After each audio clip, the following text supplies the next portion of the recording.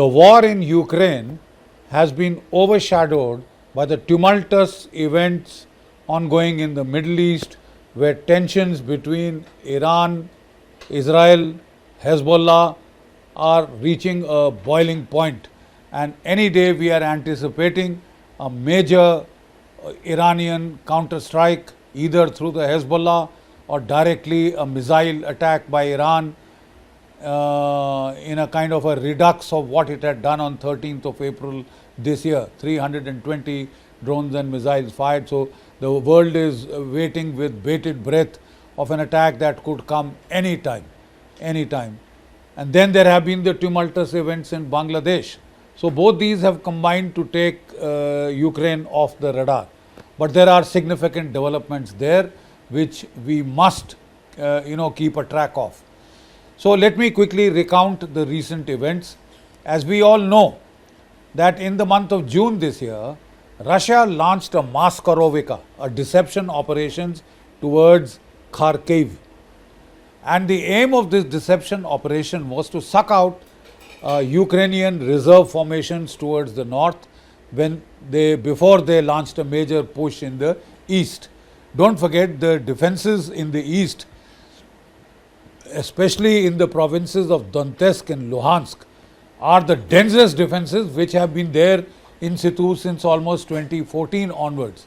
The tumultuous events ongoing in the Middle East, the likelihood of a major clash between Iran and Israel, or Iran through its proxies of Hezbollah, Houthi, Hamas and Israel, have completely overshadowed the war in Ukraine.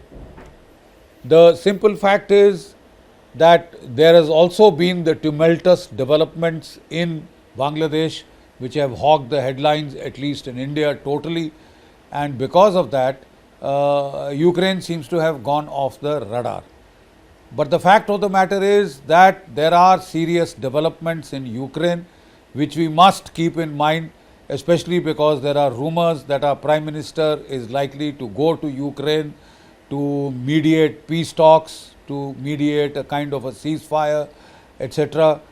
He had gone to Russia, now he is going to Ukraine, possibly as a balancer.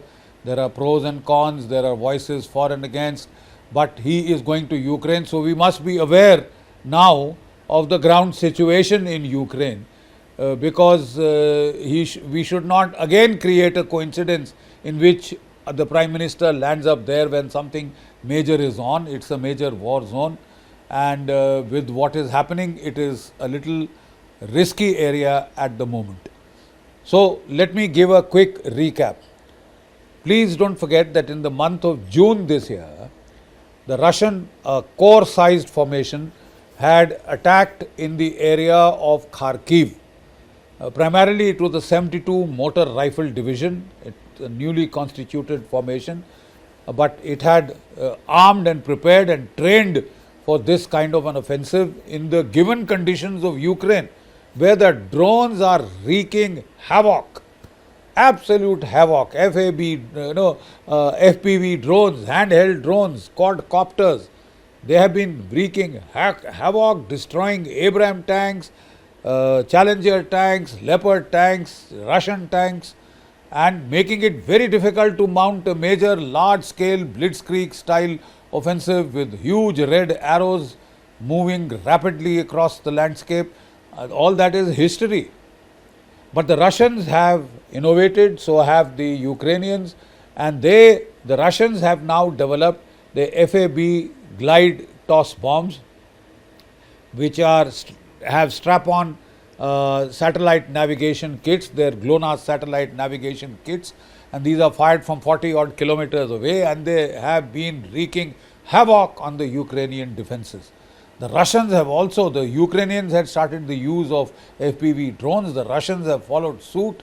They are using drones to very telling effect on this battlefield. So the entire nature of war has changed. The Russians use a mass of these FAB glide toss bombs which stun the defenders, cause heavy destruction of their buildings, defenses, etc., cause them to crumble. Then their artillery barrages are going to not neutralization shoots but destruction shoots, and then the stormtroopers, based on these fast attack vehicles, what the Americans used to call dune buggies, or just plain motorcycles. Motorcycles have been used in that war by the Germans in the Second World War in a very major way. Motorcycle-borne troops with sidecars, with spandaus, have been operating on the steppes of Russia. So the Russians have taken a leaf from that old playbook, and they have been using their stormtroopers, small, well-trained infantry detachments, on these light fast attack vehicles, or the motorcycles, cross-terrain motorcycles, to very telling effect. So the Russian 72 motorized rifle division made 2 bridgeheads towards Kharkiv, came in almost 8 to 10 kilometers, now somewhere around 12 kilometers inside Ukraine. Surprisingly, there were no forward zone defenses, and they came and they were stopped only at the second line of defense. But the Masarova operation worked flawlessly. The Ukrainians got into a panic and they removed 8 brigades worth from their eastern and southern front, and they deployed them towards Kharkiv to stop this offensive towards their major city. So the Russians are saying, and the military analysts are saying, that Russia never aimed at a capture of Kharkiv. It was aiming to suck out the Russian reserves to make way, to ease its attack in the east. Don't forget, which is a very, very well fortified area, fortified since 2014 along the line of contact. The Russians had taken about 60% of Donetsk and 90% of Luhansk, and now in their eastern theatre offensive they are trying to take the balance, so that all their claimed Russian predominant territories are secured before they launch any other major offensive. So 8 brigades were pulled out. Their very 47 Mech brigade and the other very high quality Ukrainian forces were pulled out towards the Kharkiv sector. They pulled out 3 to 4 marine brigades from the Kherson sector and put them all there, and the Russian Masarova or their deception offensive succeeded eminently. Now the Russians thereafter mounted their eastern offensive. So far the fighting in the east had been done by the locally recruited Russians of Donetsk and Luhansk province, the local militias. They had been doing the fighting in this area, but now the Russians brought in their 98th Airborne Division and their 106th Airborne Division very quietly, process of trickle dumping, where the Ukrainians failed to catch, even the American intelligence with all their satellite cover failed to catch the move forward of these elite airborne guards, airborne formation, 98th and 106th Airborne, who attacked in the area of Avdiivka and Chasev Yar, and they have made significant gains. They are pushing ahead at rapid speed towards Kamaratovsk, and they are almost driving it to end game. Now the most interesting kind of development that has happened is that just about a few days back, the American intelligence noted with their satellites that in front of the Sumy area on the Russian border, the Russians were busy removing their demining or taking away their minefields, and the intention is that there is massive formation, 300,000 troops which are well in the depth areas, which are to attack towards Sumy/Kyiv, which is the final stage of that offensive after they have secured most of their desired objectives in the eastern theatre. So they were clearing the way for this major Russian offensive. This clearing of the minefields was picked up by the Americans, and they told the Ukrainians, who launched probing attacks, and then they found, because quite obviously there was the area was being opened for a Russian counter-offensive. So they had a free run almost, and the Ukrainians pulled in about 2 to 3 brigades worth and perhaps even more, and they have launched it in an offensive into Russia proper. And these formations have gone in till the depth of about 12 kilometers. Now, there are lots of pros and cons about this major offensive. Now, this offensive is being taken care of by the Russian FPV drones. A fair amount of Abraham tanks and Bradley vehicles have been destroyed, and the Russians haven't moved any of their troops. If the aim was to take the pressure off the east, I think it has been a total failure, because the Russians have not moved a single formation from the east, because they already have about 300 assault troops well to the rear in this area facing Sumy. So, most probably now the Russians will use these formations to stage forward to destroy this penetration that has been made, and then in the same surge carry on with their offensive towards Sumy and possibly even turn towards Kyiv, which should be the final offensive of this war as far as the Russians are concerned. Meanwhile, the Russian formations are making slow, incremental but steady forward progress. In the area of Avdiivka, the Ukrainian lines seem to be cracking up. A lot of those defenses are of very poor quality, surprisingly, especially in the depth. The forward defenses were very well constructed, because they are in situ since 2014, and it was almost impossible for the Russians to make gains in this sector.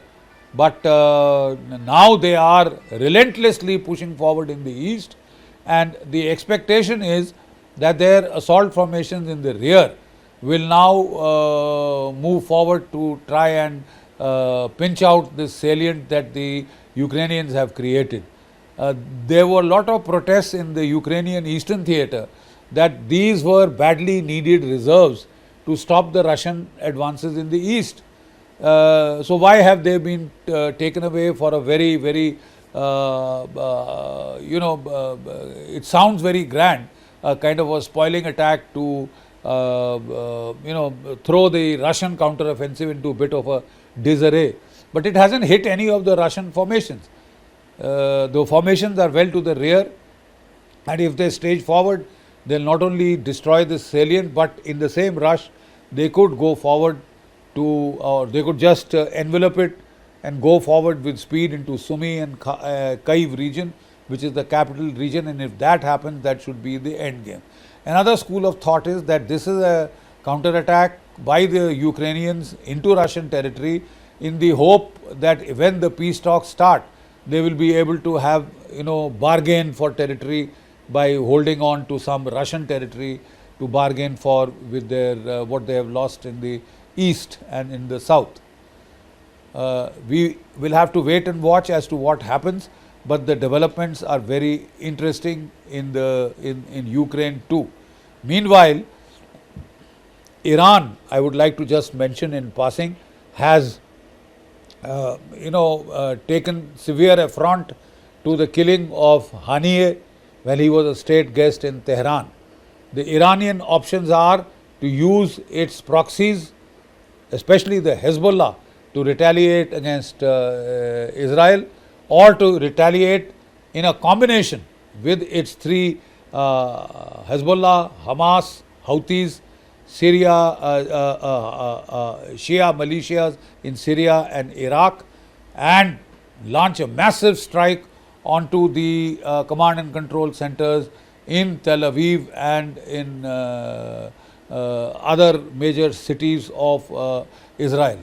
What Iran then has to be very clear about is that if it launches that kind of a major strike, the Americans and the Israelis will retaliate onto Iranian territory in a very big way, which could lead to a major conflict that spirals out of control.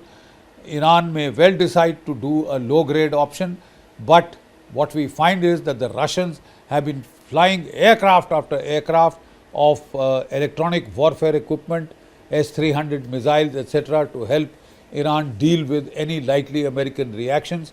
We have been seeing a series of these giant cargo planes, the AN-72s, AN-92s, flying in from Russia onto Tehran to supply them with equipment to block incoming American missiles, cruise missiles, etc., because they have a lot of hands-on experience of dealing with this. As you know, that Russia had threatened that if America is going to arm Ukraine with HIMARS, ATACMS, cruise missiles, and then give it the freedom to strike Russian territory. They will do the same with the groups which are hostile to the United States, and the primary ones being Iran, North Korea, the CRIC axis, China, Russia, Iran, North Korea. This is the new axis of evil, as it is being told, the axis of chaos and destabilization.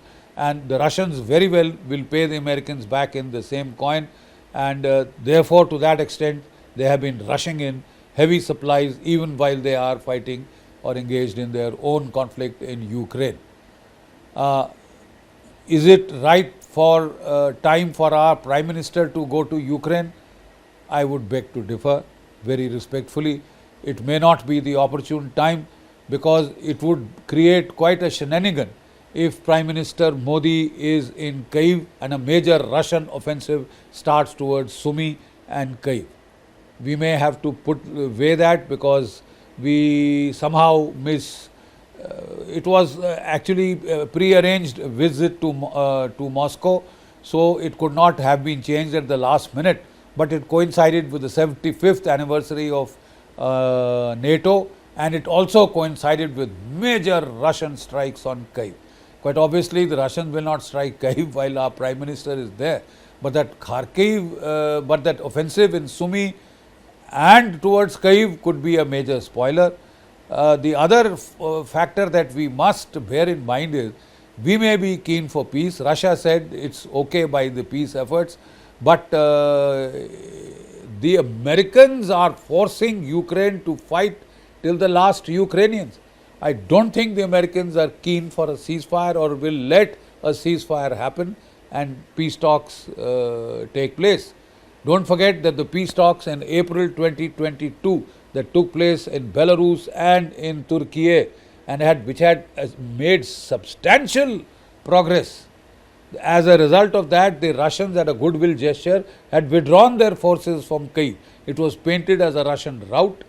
Boris Johnson was flown into Kyiv to tell Zelensky that no way should he accept a ceasefire or peace talks, and that he should fight on, and that he would be back to the hilt. And that has only seen Ukraine destroyed. 500,000 Ukrainians have been killed, 1 million are wounded and disabled. They are reaching the end of their manpower barrel. You may give them equipment, you may give them F-16s. I think that will be of little avail to the final outcome of this conflict, which doesn't seem to be too good for Ukraine right now. And will Russia stop its major counter-offensive because it wants to give a chance to a peace initiative by India, is an open question mark. They didn't seem too keen on this kind of a peace initiative. This is more to mollify the Americans, who seem to have been miffed by the bear hug between Putin and Modi. But I don't think we can hold our relations to Russia hostage to American ire, even though the American ire has been expressed in Bangladesh in a very visible fashion. But it just tells us that we have to keep our guard up. Thank you.